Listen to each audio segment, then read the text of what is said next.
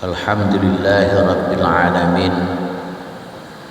Wassalatu wassalamu ala ashrafil anbiya'i wal mursalin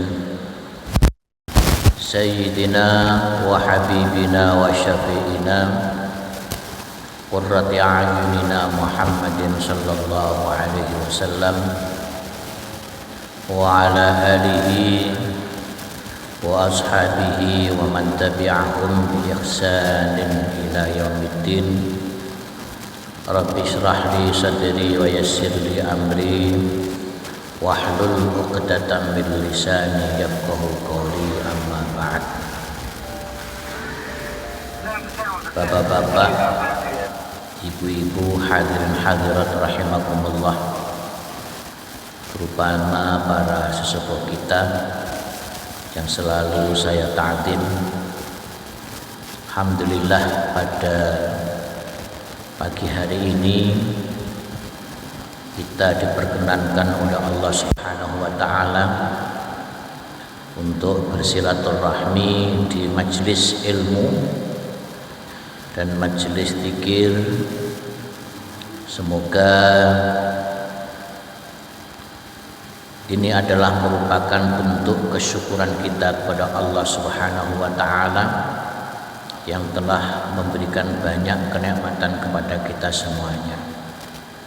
Semoga kehadiran kita semuanya di majelis ini Allah catat sebagai amal soleh kelak, sebagai bekal pada yaumul qiyamah. Amin ya rabbal alamin. Bapak-bapak, ibu-ibu, hadirin hadirat rahimakumullah, selawat dan salam marilah kita senantiasa sanjungkan keharibaan Nabi Agung Muhammad sallallahu alaihi wasallam. Allahumma salli wa sallim ala sayyidina Muhammad wa ala ali sayyidina Muhammad. Semoga dengan salawat dan salam Allah Ta'ala, Rasulullah Sallallahu Alaihi Wasallam berkenan memberikan syafaat kepada kita semuanya, dan Allah Subhanahu Wa Ta'ala melimpahkan rahmatnya kepada kita semuanya dalam setiap aktivitas kita, baik aktivitas yang bersifat duniawi ataupun aktivitas yang bersifat ukhrawi. Amin Allahumma amin. Para bapak saha para ibu, hadirin hadirat rahimakumullah, dalam kesempatan pagi hari ini saya ingin menyampaikan salah satu makalah dari Imam Hasan Al-Basri. Imam Hasan Al-Basri ini adalah salah satu generasi tabi'in yang terkenal pada waktu masanya. Tabi'in itu adalah generasi setelah sahabat. Kehidupannya mereka ada yang menangi sahabat Rasulullah Sallallahu Alaihi Wasallam, tetapi tidak menjumpai Rasulullah Sallallahu Alaihi Wasallam secara langsung. Itulah yang dinamakan tabi'in, yaitu generasi setelah sahabat Rasulullah. Salah satu di antara tabi'in yang paling terkenal yaitu Imam Hasan Al-Basri. Imam Hasan Al-Basri ini berkata dengan untaian kalam hikmahnya, Anil Hasan Al-Basri rahimahullah, laulal abdal la khasafatil ardu wa ma fiha. Okay. Laulal abdal la khasafatil ardu wa ma fiha. Ini juga kurang nih. Laulal abdal diparil lamuno ora ana wali abdal. Abdal itu adalah tingkatan wali, tingkatan kekasih Allah Subhanahu wa ta'ala. Jadi para wali-wali Allah itu mempunyai tingkatan derajat yang mendapatkan julukan. Ada yang namanya Qutb, ada yang namanya Najib atau Anjab, ada yang namanya Abdal, dan lain sebagainya. Nah, ini Imam Hasan Al-Basri mengatakan laulal abdal la khasafatil ardu wa ma fiha. Andaikan tidak ada wali abdal, niscaya bumi seisinya, wa ma fiha itu apa-apa yang ada di dalamnya akan amblas. Kalau kita melihat daripada makalah ini, selama dunia yang kita tempati pada hari ini masih dalam kondisi baik-baik saja, itu menunjukkan bahwa wali abdal masih ada di dalam bumi ini. Dan wali abdal itu seperti apa, nanti insya Allah akan kami jelaskan. Nah, wali abdal itu di dunia itu sebanyak 40 orang. Ya. Wali abdal itu di dunia itu sebanyak 40 orang. Ada hadis Rasulullah sallallahu alaihi wasallam. Rasulullah sallallahu alaihi wasallam bersabda, lan takhluwal ardu an arba'ina rajulan mithla khalilir rahman yusqauna fabihim yusqauna wa bihim yunsaruna ma mata minhum ahadun illa abdalallahu makanahu akhar. Yang artinya adalah Rasulullah bersabda, lantah luwal ardu, tidak akan sepi bumi ini, an arba'ina rajulan, dari 40 laki-laki, mithla Khalilur Rahman, seperti contohnya adalah Khalilur Rahman, Ibrahim Khalilur Rahman. Fabihim yusqauna, dengan 40 orang ini, yusqauna, seluruh umat manusia mendapatkan kenikmatan berupa air hujan. Siono udan, tanah masih subur, kita bisa minum dengan sepuasnya. Itu menunjukkan bahwa wali abdal masih ada. Wabihim yunsaruna, dan dengan 40 orang laki-laki, dengan doa-doa mereka, yunsaruna, kita manusia mendapatkan pertolongan dari Allah Subhanahu wa taala.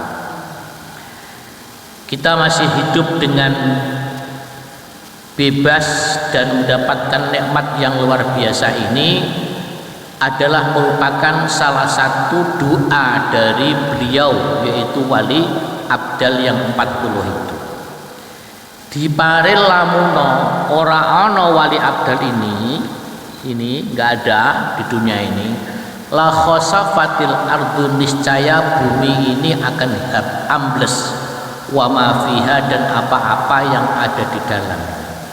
Jadi bapak-bapak, ibu-ibu, hadirin hadirat rahimakumullah, kemarin pada tahun 2024 BMKG sudah banyak meramalkan, dan bahkan orang-orang yang punya kewaskitaan melihat masa depan itu pun juga sudah meramalkan bahwa Indonesia akan terjadi tsunami besar-besaran, sampai dikatakan di dalam berita BMKG itu sampai 235, jadi ombaknya itu sampai 35 meter. Ini menunjukkan bahwa bahaya itu mengancam, ya, bahaya itu mengancam di Indonesia ini. Tetapi alhamdulillah ternyata sampai saat ini itu tidak pernah terjadi. Kalau toh terjadi itu hanya kecil-kecil sifatnya, banjir dikit-dikit gitu ya. Tapi tsunami hanya sekedar airnya naik ke darat gitu. Ini menunjukkan bahwa sebab masih ada doa daripada beliau. Jadi biasanya wali abdal itu kalau sudah mendapatkan informasi dari Allah Subhanahu wa taala akan terjadi sesuatu yang besar kepada di dunia ini, maka dia cepat-cepat untuk Cancut Kaliwondo melakukan semacam doa bersama agar supaya musibah itu tidak terjadi. Kalau toh terjadi itu sifatnya hanya kecil-kecilan biasa. Alhamdulillah menunjukkan bahwa wali abdal masih ada di sekeliling kita, cuman kita tidak tahu siapa orangnya ya. Kita mboten mangertosi sapa di antara kita ini ada yang menjadi abdal. Nikulah ciri-ciri peran daripada wali abdal hidup di dunia ini. Nah, kemudian Rasulullah menyelanjutkan sabdanya, ma mata minhum ahadun illa abdalallahu makanahu akhar. Ma mata ora mati minhum saking wali abdal yang 40 itu ahadun seseorang illa abdalahullahu makanahu akhar, kecuali Allah menggantinya tempat kedudukannya dengan orang lain. Jadi setiap mati satu maka Allah munculkan satu lagi sebagai pengganti. Setiap ada yang meninggal maka Allah akan menggantikan satu lagi ya sebagai penggantinya, sehingga di dunia ini itu selalu ada wali abdal dengan jumlah 40. Terus sekarang bagaimana sifat-sifat daripada wali abdal itu ya? Sifat-sifat dari wali abdal disebutkan oleh hadis Rasulullah sallallahu alaihi wasallam, rawahu Ibnu Adi ya. Rasulullah bersabda, wali abdal itu adalah mempunyai 3 kriteria. Salatun mangkunna fihi, 3 sifat yang apabila 3 sifat itu berada di dalamnya, fahuwa minal abdali, maka kriteria yang berada di seseorang itu adalah termasuk daripada sifat wali abdal. Apa itu sifatnya wali abdal? Ar-ridha bil qada, yaitu menerima apa yang terjadi. Umpamanya beliau dicoba oleh Allah Subhanahu wa taala dengan kondisi beliau dalam kondisi keadaan miskin, umpamanya dalam keadaan kekurangan, dalam keadaan kerupekan, beliau selalu tetap bersabar ya, atas apa yang menimpa beliau. Dia menerima apa yang menjadi qada Allah, dia menerima apa yang menjadi takdir Allah. Itu wali abdal. Berbeda dengan kita, kalau kita itu sedikit saja mendapatkan musibah sudah banyak mengeluh.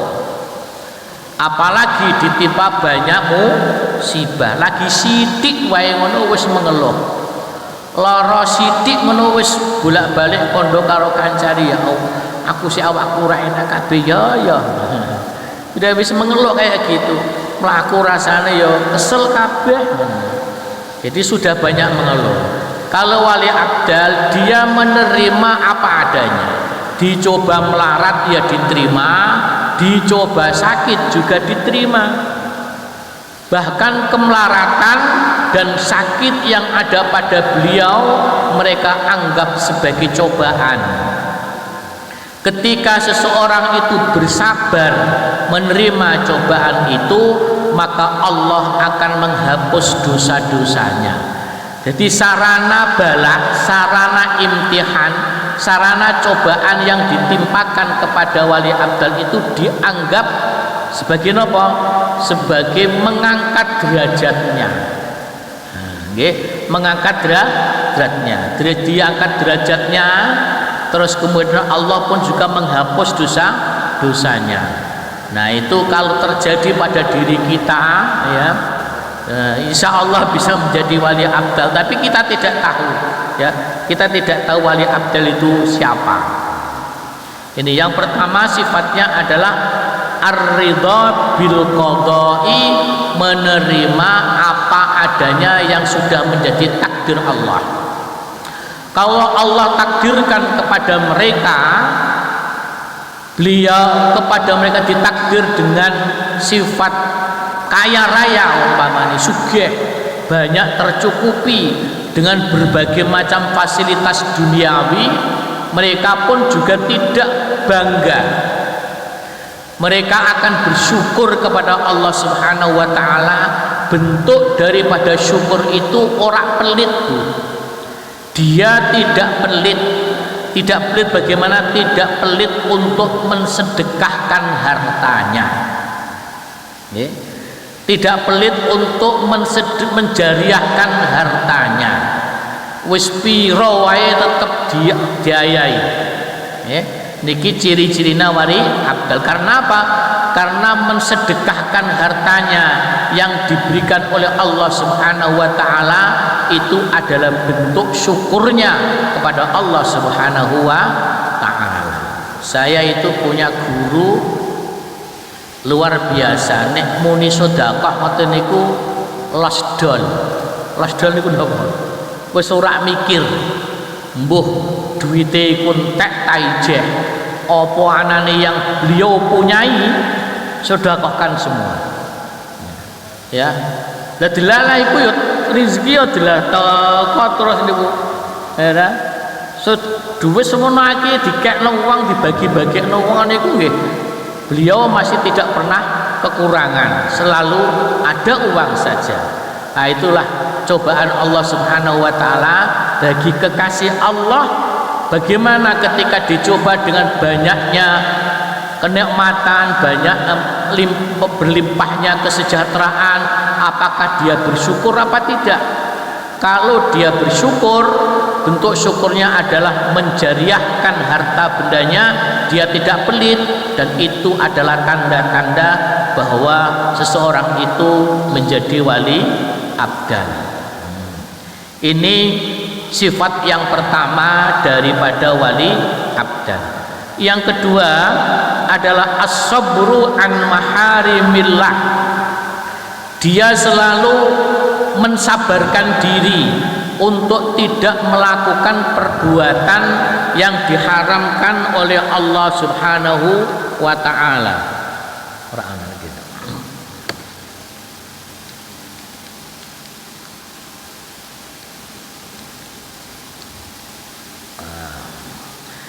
Dia tetap bersabar, ya, untuk tidak melakukan larangan-larangan Allah Subhanahu wa taala, baik larangan itu bersifat dosa kecil maupun bersifat dosa besar. Sedikit kepleset saja terhadap kesalahannya, mereka itu selalu bertaubat dan membaca istighfar, astaghfirullahaladzim. Sekalipun perbuatan itu tidak sampai kepada maksiat, tetapi ketika itu adalah sesuatu yang sedikit melanggar etik umpamanya, mereka itu sudah merasa berdosa, ya. Ketika seseorang itu sudah mampu bersabar untuk menjauhi larangan Allah, baik dosa kecil maupun dosa besar, itu adalah salah satu di antara sifat wali abdal. Ini yang kedua. Yang ketiga adalah wal ghadabu fi dzatillahi ta'ala. Dia akan marah, dia tidak ridha kalau ada orang yang menghina terhadap agama Allah, yang menghina atas sifat-sifat Allah, itulah tidak senang dia, ya. Mereka tidak senang kalau ada orang yang menghina Allah, kalau ada yang menghina agama Allah. Itu tiga inilah ciri-ciri daripada sifat wali abdal. Kalau di antara kita ini ada yang mempunyai sifat seperti ini, insya Allah semoga menjadi wali abdal. Amin Allahumma amin.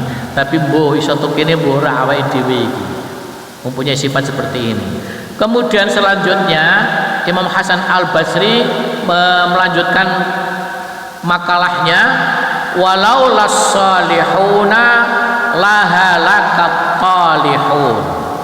Andaikan tidak ada orang yang soleh, niscaya akan rusak atau hancur orang-orang yang jahat. Jadi orang-orang yang jahat, orang-orang yang fasik mestinya harus bersyukur kepada Allah Subhanahu wa taala. Karena apa? Masih ada orang yang soleh. Karena apa? Orang yang soleh ini adalah orang-orang yang selalu menjaga dirinya dari sifat dosa. Kalau ada temannya melakukan dosa, dia mengingatkan. Kalau tidak mampu mengingatkan, dia mendoakan agar supaya apa? Saudaranya yang fasik ini semoga mendapatkan hidayah dari Allah Subhanahu wa taala. Kalau tidak mendapatkan doa daripada orang-orang yang soleh ini, orang-orang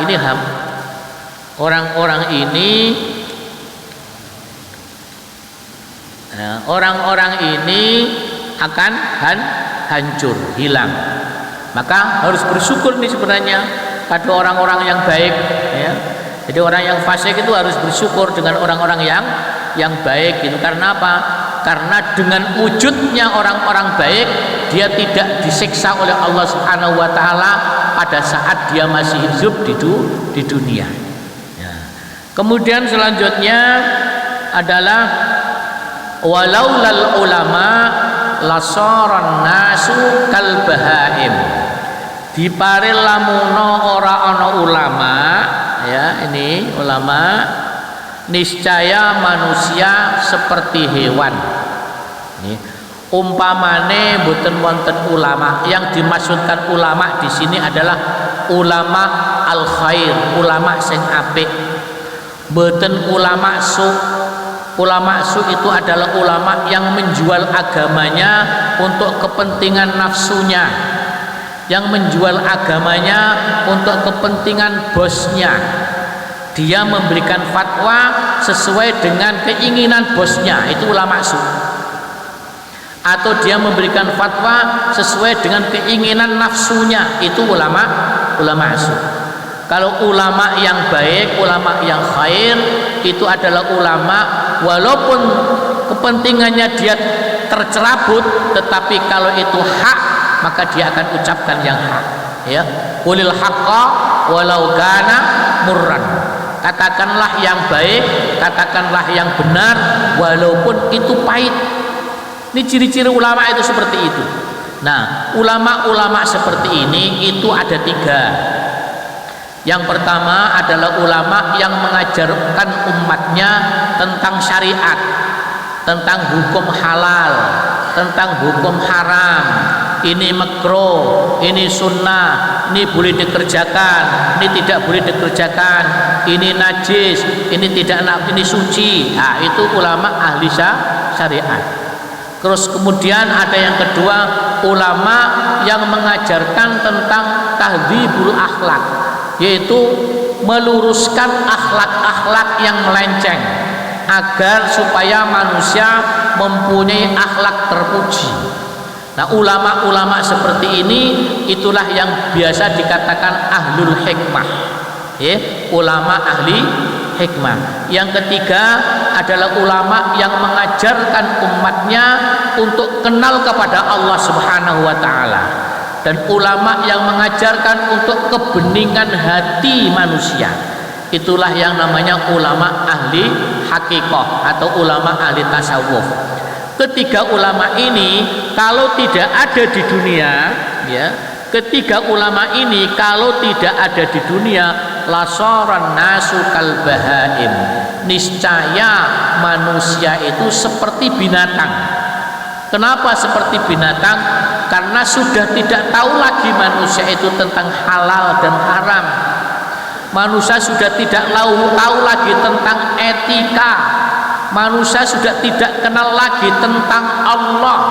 Kalau manusia sudah tidak kenal halal dan haram, kalau manusia sudah tidak kenal etika dan akhlak, kalau manusia tidak kenal dengan Allah Subhanahu wa taala, sudah pasti orang itu akan bebas dengan hidup dengan sebebas-bebasnya. Kalau manusia hidup dengan sebebas-bebasnya, apa bedanya dengan hewan? Ora ana bedane hewan. Hewan iku urip ora ana pelanggarane. Apakah itu halal apa haram? Ya tetap diterjang, sing penting enak, iku hewan. Nggih. Apakah itu najis, makruh, enggak kenal dia, yang diterjang itu hewan. Karena apa? Dia sudah tidak punya akal. Nah, manusia yang mempunyai sifat hewan seperti ini bahkan digambarkan dalam Al-Quran, balhum adallu, bahkan manusia-manusia seperti itu adalah lebih sesat daripada hewan. Hewan kalau melakukan seperti itu macam sebabnya orang punya akal. Tetapi menungso dikai akal karo Gusti Allah nanging ora gelem gunakno akale, maka dia itu sifatnya lebih rendah daripada hewan. Allah menciptakan manusia dalam kondisi ahsanut takwim. Semulia-mulianya makhluk Allah adalah menungso. Walaqad karramna bani Adama, aku telah muliakan bani Adam. Fafaddalnahum ala katsirin minal alamin, dan aku muliakan mereka atas seluruh alam yang ada dunia ini, termasuk diantaranya hewan. Tetapi kemudian manusia itu tidak seperti manusia, ya, dalam arti tidak menggunakan akalnya untuk berpikir, tidak menggunakan hatinya untuk mencerna, tidak menggunakan pendengarnya untuk mendengar sesuatu yang baik, tidak pernah menggunakan matanya untuk melihat sesuatu yang benar, maka dia itu hewan, balhum adal, bahkan lebih sesat daripada hewan.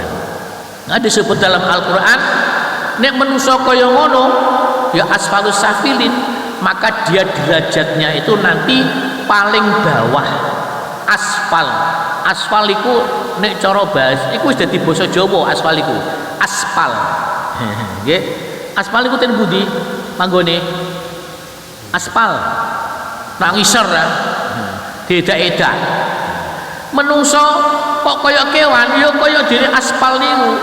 Nggih, asfalasa safilin, yaitu derajat yang paling rendah dedak-edak wong liya. Iku asfalas safilin. Ini para bapak, para ibu, hadirin hadirat rahimakumullah. Maka seyogianya kita itu harus mendekati ulama-ulama seperti ini. Karena barang siapa orang yang mau dekat dengan ulama-ulama seperti ini, maka ada beberapa fadilah yang bisa kita dapatkan. Apa itu fadilahnya? Yang pertama, qala Abu Laits, dia mengatakan begini: man jalasa inda alimin walam yakdir ala hifdi syai'in minal ilmi nala sab'a karamatin.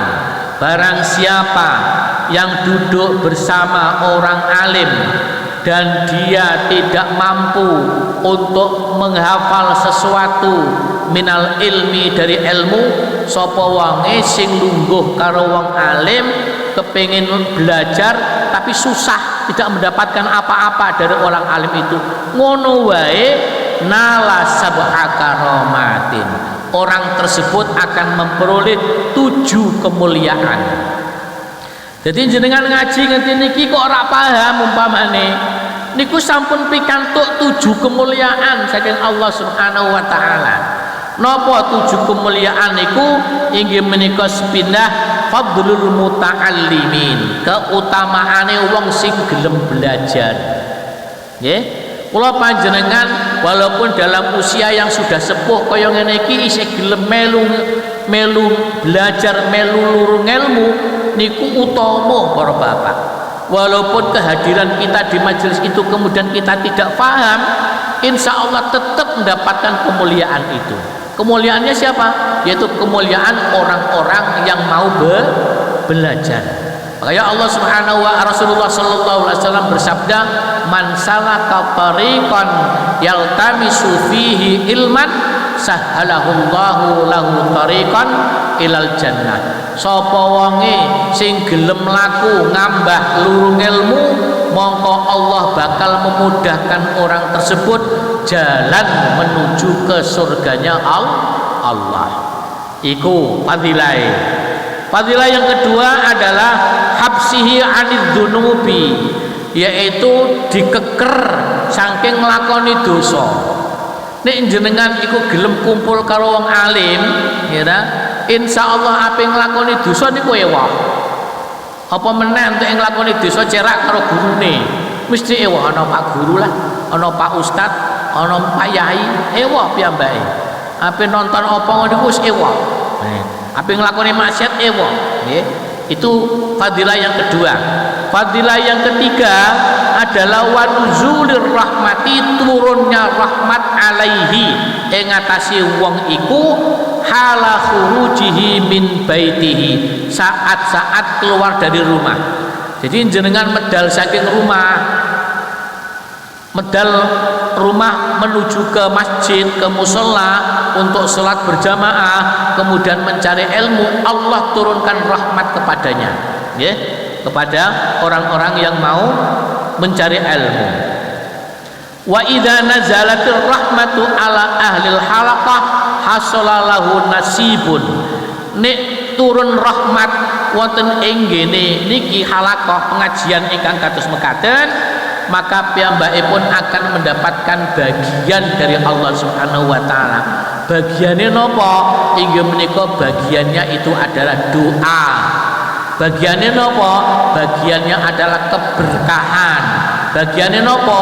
Bagiannya adalah ilmu dan lain sebagainya yang bisa dapat kita nikmati. Selanjutnya fadilah yang selanjutnya adalah wayuktabu lahu ta'atan, dan piyambakipun dicatet dening malaikat, nggih, dicatat sebagai apa? Sebagai orang yang taat kepada Allah Subhanahu wa taala madama mustami'an, selagine wong iku mau gelem ngrungokno. Nek panjenengan purun ngrungokno saestu dikleng-klengno ngoten niku nek nggone pengajian niku dipun catet dening Allah Subhanahu wa taala termasuk tiyang ingkang ahli taat.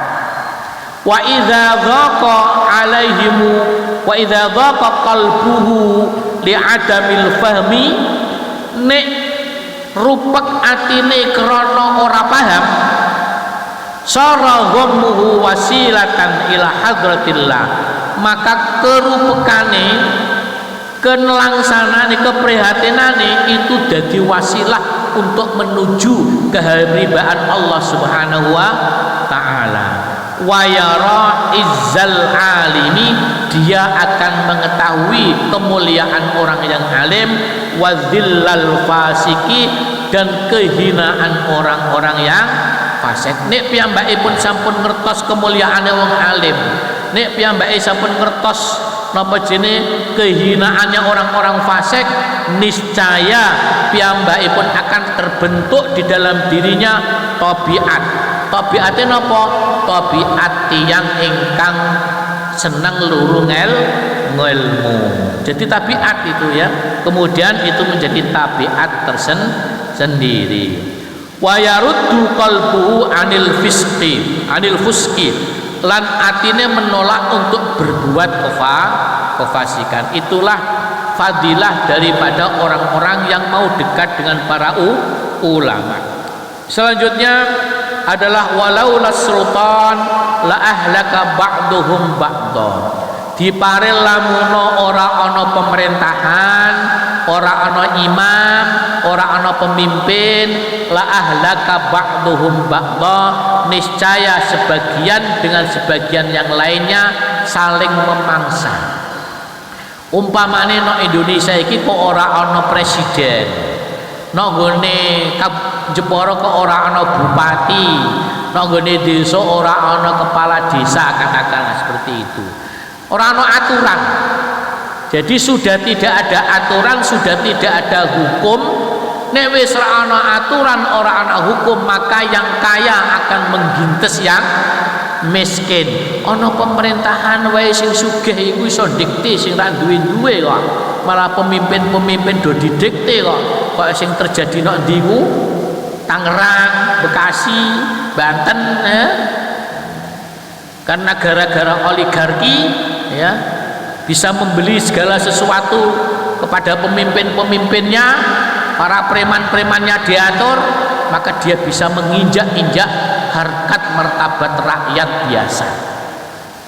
Iku ae ana pemimpin, apa meneh ora ana pemimpin, ora ana pemimpin malah saya rusak malih, kira la ahlaka ba'duhum ba'dani. Maka inilah pentingnya kita memilih pemimpin yang baik, ben apa kehidupan ini akan menjadi baik.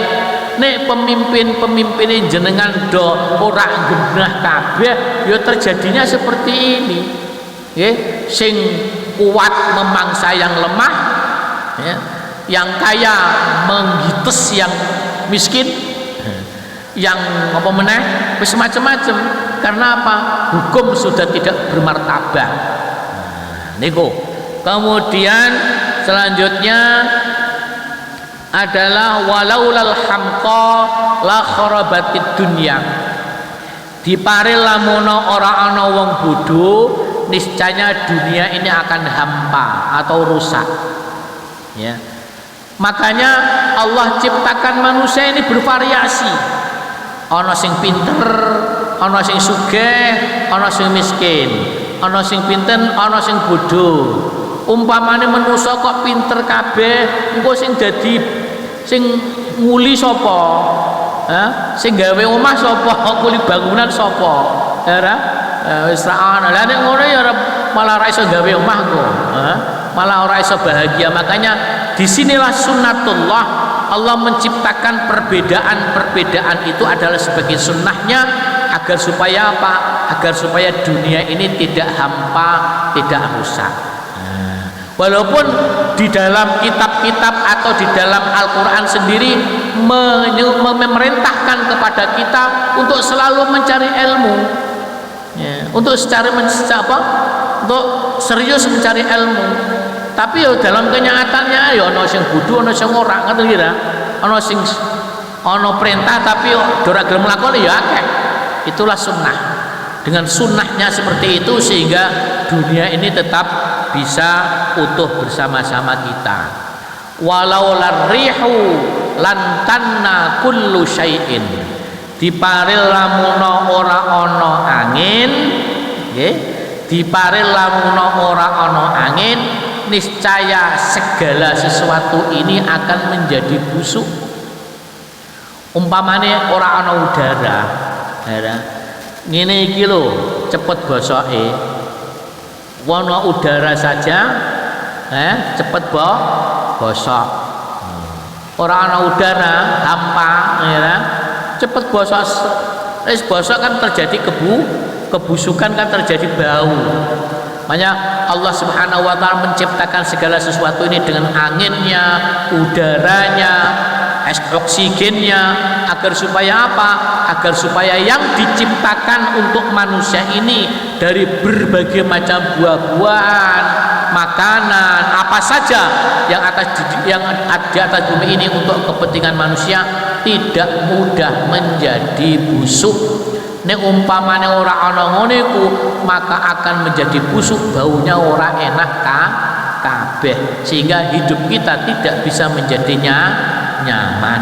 Itulah para bapak, para ibu, makalah dari Imam Hasan Al-Basri adalah sebuah pitutur hidup agar supaya kita bisa mencerna, bisa mengambil hikmah daripada apa yang telah disampaikan oleh Imam Hasan Al-Basri. Kurang lebihnya mohon maaf yang sebesar-besarnya apabila ada kekurangan.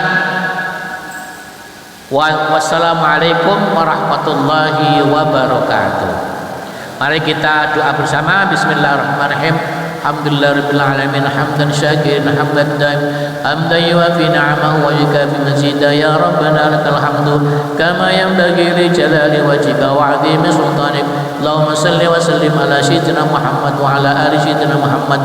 Allahumma arzuqna fahman nabiyyin wa ilhamal malaikatil muqarrabin. Allahumma aghnina bil ilmi wa akrimna bil hilmi wa zayyinna bit taqwa wa jammilna bil afiyati ya arhamar rahimin.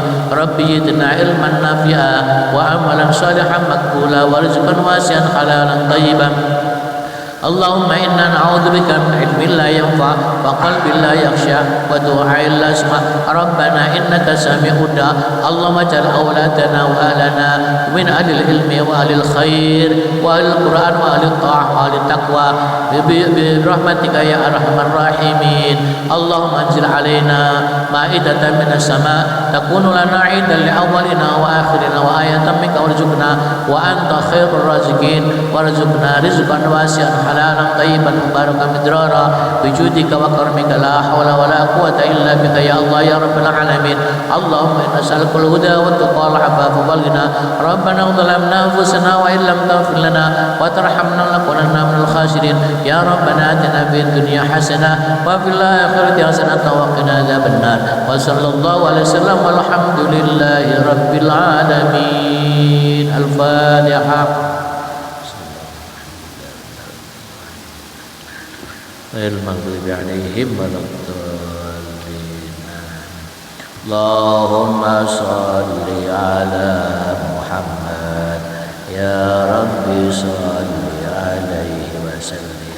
اللهم صل على محمد.